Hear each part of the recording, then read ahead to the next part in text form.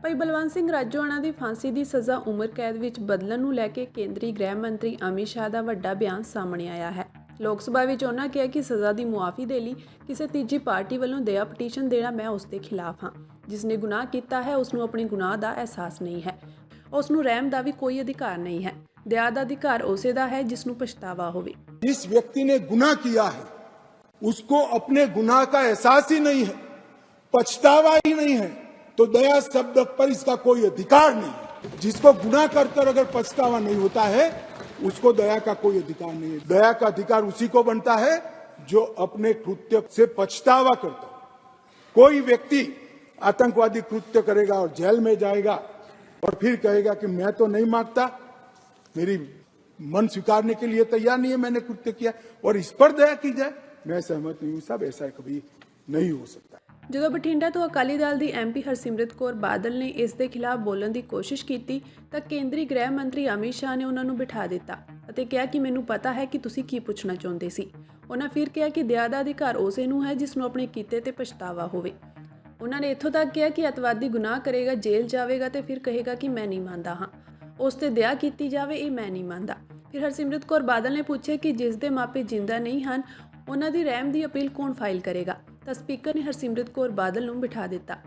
ਦੱਸ ਦਈਏ ਕਿ ਕੇਂਦਰੀ ਗ੍ਰਹਿ ਮੰਤਰੀ ਅਮਿਤ ਸ਼ਾਹ 3 ਨਵੇਂ ਕ੍ਰਿਮੀਨਲ ਕਾਨੂੰਨ ਲੋਕ ਸਭਾ ਵਿੱਚ ਪੇਸ਼ ਕਰ ਰਹੇ ਸਨ, ਜਿਸ ਵਿੱਚ ਦਇਆ ਦੀ ਪਟੀਸ਼ਨ ਨੂੰ ਲੈ ਕੇ ਇਹ ਤਜਵੀਜ਼ ਰੱਖੀ ਗਈ ਹੈ ਕਿ ਜੇਕਰ ਮੁਲਜ਼ਮ ਦੇ ਆਪਣੇ ਵੱਲੋਂ ਦਇਆ ਪਟੀਸ਼ਨ ਦਾਖਲ ਨਹੀਂ ਹੁੰਦੀ ਤਾਂ ਉਸ ਤੇ ਵਿਚਾਰ ਨਹੀਂ ਕੀਤਾ ਜਾਵੇਗਾ।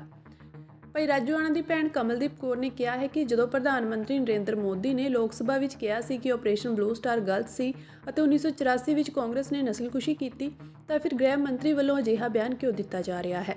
ਉਹਨਾਂ ਕਿਹਾ ਕਿ ਦੇਸ਼ ਵਿੱਚ ਡਬਲ ਕਾਨੂੰਨ ਚੱਲ ਰਿਹਾ ਹੈ, ਇਸੇ ਲਈ ਸਾਡੀ ਕੌਮ ਨੂੰ ਹੁਣ ਤੱਕ ਇਨਸਾਫ ਨਹੀਂ ਮਿਲਿਆ ਹੈ।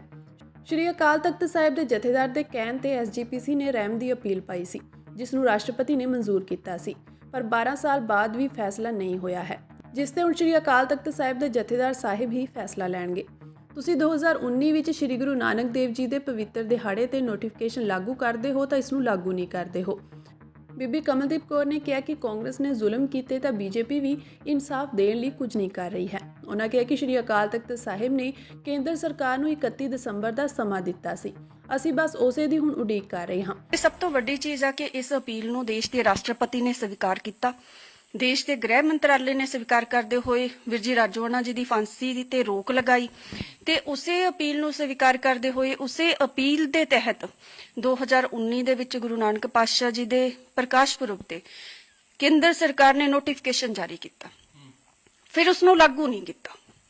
ਇਹ ਸਿੱਖ ਕੌਮ ਦੀਆਂ ਭਾਵਨਾਵਾਂ ਦੇ ਨਾਲ ਸਭ ਤੋਂ ਵੱਡਾ ਖਿਲਵਾੜ ਸੀਗਾ। ਫਿਰ ਵੀਰ ਜੀ ਰਾਜੋਆਣਾ ਜੀ ਨੇ ਆਪ ਸੁਪਰੀਮ ਕੋਰਟ ਦੇ ਵਿੱਚ ਅਪੀਲ ਪਾਈ ਤੇ ਸੁਪਰੀਮ ਕੋਰਟ ਨੇ ਉਸ ਅਪੀਲ ਨੂੰ ਮੰਨਦਿਆਂ ਕੇਂਦਰ ਸਰਕਾਰ ਨੂੰ ਕਿਹਾ ਕਿ ਜਿਹੜੀ ਵੀਰ ਜੀ ਰਾਜੋਆਣਾ ਜੀ ਦੀ ਅਪੀਲ ਆ, ਜਿਹੜੀ ਸ਼੍ਰੋਮਣੀ ਗੁਰਦੁਆਰਾ ਪ੍ਰਬੰਧਕ ਕਮੇਟੀ ਵੱਲੋਂ ਪਾਈ ਹੋਈ ਆ, ਉਸ ਅਪੀਲ ਤੇ ਫੈਸਲਾ ਕੀਤਾ ਜਾਵੇ। ਇੱਥੋਂ ਤੱਕ ਚੀਫ ਜਸਟਿਸ ਨੇ ਆਰਡਰ ਕੀਤੇ ਕਿ ਤੁਸੀਂ ਗੁਰੂ ਨਾਨਕ ਪਾਤਸ਼ਾਹ ਜੀ ਦੇ ਪ੍ਰਕਾਸ਼ ਪੁਰਬ ਤੇ ਫੈਸਲਾ ਕਰ ਚੁੱਕੇ ਹੋ, ਤੁਸੀਂ ਉਸ ਨੂੰ ਲਾਗੂ ਕਰੋ। ਕੀ ਹੋਇਆ ਕਿ ਸੁਪਰੀਮ ਕੋਰਟ ਤੇ ਕਹਿਣ ਤੇ ਵੀ ਫੈਸਲਾ ਨਹੀਂ ਕੀਤਾ। ਤੇ ਦੂਸਰੀ ਗੱਲ ਇਹ ਹੈ ਕਿ ਜਦ ਦੇਸ਼ ਦੇ ਪ੍ਰਧਾਨ ਮੰਤਰੀ ਪਾਰਲੀਮੈਂਟ 'ਚ ਖੜ ਕੇ ਇਹ ਚੀਜ਼ ਕਹਿੰਦੇ ਨੇ ਕਿ ਸ਼੍ਰੀ ਅਕਾਲ ਤਖਤ ਸਾਹਿਬ ਜੀ ਤੇ ਕੀਤਾ ਗਿਆ ਹਮਲਾ ਇੱਕ ਪਾਪ ਹੈ, ਹਜ਼ਾਰਾਂ ਨਿਰਦੋਸ਼ ਸਿੱਖਾਂ ਦਾ ਕਤਲੇਆਮ ਇੱਕ ਪਾਪ ਹੈ, ਤਾਂ ਫਿਰ ਤੁਸੀਂ ਇਹ ਕਹਿਣਾ ਚਾਹੁੰਦੇ ਹੋ ਕਿ ਉਹ ਪਾਪੀ ਦੇਸ਼ ਭਗਤ ਨੇ ਤੇ ਜਿਨ੍ਹਾਂ ਨੇ ਕੌਮ ਲਈ ਇਨਸਾਫ ਲਿਆ ਉਹਨਾਂ ਨੂੰ ਤਾਂ ਸ਼੍ਰੀ ਅਕਾਲ ਤਖਤ ਸਾਹਿਬ ਜੀ ਨੇ ਸਨਮਾਨਿਆਗਾ। ਜਿਨ੍ਹਾਂ ਨੇ ਅੱਜ ਵੀ ਉਹਨਾਂ ਕਾਤਲਾਂ ਨੂੰ ਸਜ਼ਾਵਾਂ ਨਹੀਂ, ਅੱਜ ਵੀ ਉਹ ਕਾਨੂੰਨ ਆ ਜਿਹੜਾ ਕਾਤਲਾਂ ਤੇ ਲਾਗੂ ਨਹੀਂ ਹੁੰਦਾ ਤੇ ਉਹਨਾਂ ਨੂੰ ਦੇਸ਼ ਭਗਤ ਕਿਹਾ, ਜਾਂ ਜਿਨ੍ਹਾਂ ਨੇ ਗੁਰੂ ਸਾਹਿਬਾਨਾਂ ਦੀ ਸਿੱਖਿਆ ਦੇ ਅਨੁਸਾਰ ਇਨਸਾਫ ਲਿਆ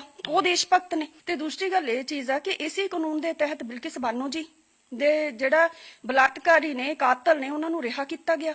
ਉਧਰ ਆਪ ਦੇ ਰਾਜ ਸਭਾ ਐਮਪੀ ਵਿਕਰਮਜੀਤ ਸਿੰਘ ਸਾਨੀ ਨੇ ਬੰਦੀ ਸਿੰਘਾਂ ਤੇ ਰਾਜੋਆਣਾ ਦਾ ਮੁੱਦਾ ਚੁੱਕਿਆ। ਐਸਜੀਪੀਸੀ ਦੇ ਸਾਬਕਾ ਜਨਰਲ ਸਕੱਤਰ ਗੁਰਚਰਨ ਸਿੰਘ ਗਰੇਵਾਲ ਨੇ ਕੇਂਦਰੀ ਗ੍ਰਹਿ ਮੰਤਰੀ ਅਮਿਤ ਸ਼ਾਹ ਦੇ ਬਿਆਨ ਤੇ ਇਤਰਾਜ਼ ਜਤਾਉਂਦੇ ਹੋਏ ਕਿਹਾ ਕਿ ਕੌਮ ਨੇ ਰਾਜੋਆਣਾ ਦੀ ਰਹਿਮ ਦੀ ਅਪੀਲ ਪਾਈ ਹੈ, ਜੇਕਰ ਉਹ ਇਸ ਨੂੰ ਥਰਡ ਪਾਰਟੀ ਮੰਨਦੇ ਹਨ ਤਾਂ ਦੇਸ਼ ਖਤਮ ਹੋ ਜਾਵੇਗਾ। ਉਹਨਾਂ ਕਿਹਾ ਕਿ ਜਦੋਂ ਅੰਗਰੇਜ਼ਾਂ ਨੇ ਭਾਰਤ ਛੱਡਿਆ ਸੀ ਤਾਂ ਉਹਨਾਂ ਨੇ ਇੱਕ ਪਾਰਟੀ ਨਹਿਰੂ ਨੂੰ ਬਣਾਇਆ, ਦੂਜਾ ਉਹਨਾਂ ਨੂੰ ਅਤੇ ਤੀਜਾ ਮਾਸਟਰ ਤਾਰਾ ਸਿੰਘ ਨੂੰ। ਜੇਕਰ ਤੁਸੀਂ ਉਸ ਹਿਸਾਬ ਨਾਲ ਥਰਡ ਪਾਰਟੀ ਮੰਨਦੇ ਹੋ ਤਾਂ ਸਾਡਾ ਹੱਕ ਦੇ ਦਿਓ। ਤੁਸੀਂ ਲੂਣ ਪਾ ਰਹੇ ਹੋ ਸਾਡੇ ਜ਼ਖਮਾਂ ਤੇ। ਅਸੀਂ ਭਾਰਤੀ ਜਨਤਾ ਪਾਰਟੀ ਦੀ ਹਮਾਇਤ ਇਸੇ ਲਈ ਕੀਤੀ ਸੀ ਕਿ ਸਾਡਾ ਸਾਥ ਦੇਣਗੇ। ਬੀਜੇਪੀ ਨਾਲ ਗੱਠਜੋੜ ਦਾ ਐਲਾਨ ਸਭ ਤੋਂ ਪਹਿਲਾਂ ਪ੍ਰਕਾਸ਼ ਸਿੰਘ ਬਾਦਲ ਨੇ ਕੀਤਾ ਸੀ। ਮੈਂ ਇੱਥੇ ਕਹਿ ਰਿਹਾ ਕਿ ਜਿੱਥੇ ਬੀਬਾ ਹਰਸਿਮਰਤ ਦਾ ਮੈਂ ਸਵਾਗਤ ਕਰਦਾ ਬਿਆਨ ਦਾ, ਉੱਥੇ ਮੈਂ ਬਹੁਤ ਜ਼ਿਆਦਾ ਨਿਰਾਸ਼ ਹਾਂ ਤੇ ਆਪਣੇ ਆਪ ਦੇ ਵਿੱਚ ਇਸ ਗੱਲ ਤੇ ਮੈਂ ਰੋਸ ਪ੍ਰਗਟ ਕਰਦਾ ਕਿ ਜੋ ਪਾਰਲੀਮੈਂਟ ਦੇ ਵਿੱਚ ਇੱਕ ਸਿੱਖਾਂ ਦੇ ਕੀਤੇ ਰੋਲ, ਸਿੱਖਾਂ ਦੀ ਦਿੱਤੀ ਦੇਣ ਨੂੰ ਨਕਾਰਾ ਕਰਦਿਆਂ ਉਹਨਾਂ ਨੇ ਇੱਕ ਤਰਫਾ ਜਿਹੜੀ ਗੱਲ ਕੀਤੀ ਆ ਕਿ ਰਾਜੋ ਆਣੇ ਦੀ ਮਾਫੀ ਬਾਰੇ ਉਹਨਾਂ ਨੇ ਦੋ ਟੂ ਕਹਿ ਦਿੱਤੀ ਆ ਕਿ ਉਹਨਾਂ ਦੀ ਮਾਫੀ ਕਿਸੇ ਵੀ ਤਰ੍ਹਾਂ ਬਣਦੀ ਨਹੀਂ। ਐਮਪੀ ਵਿਕਰਮਜੀਤ ਸਿੰਘ ਸਾਨੀ ਨੇ ਕਿਹਾ ਕਿ ਜਦੋਂ ਬਿਲਕਿਸ ਬਾਨੋ ਦੇ ਦੋਸ਼ੀਆਂ ਨੂੰ ਮੁਆਫ ਕੀਤਾ ਜਾ ਸਕਦਾ ਹੈ ਤਾਂ ਬੰਦੀ ਸਿੰਘਾਂ ਨੂੰ ਕਿਉਂ ਨਹੀਂ। ਸਾਰਿਆਂ ਦੇ ਲਈ ਇੱਕ ਹੀ ਕਾਨੂੰਨ ਹੋਣਾ ਚਾਹੀਦਾ ਹੈ। ਰਾਜੀਵ ਗਾਂਧੀ ਦੇ ਕਾਤਲਾਂ ਨੂੰ ਵੀ 30 ਸਾਲ ਬਾਅਦ ਸੁਪਰੀਮ ਕੋਰਟ ਨੇ ਛੱਡ ਦਿੱਤਾ।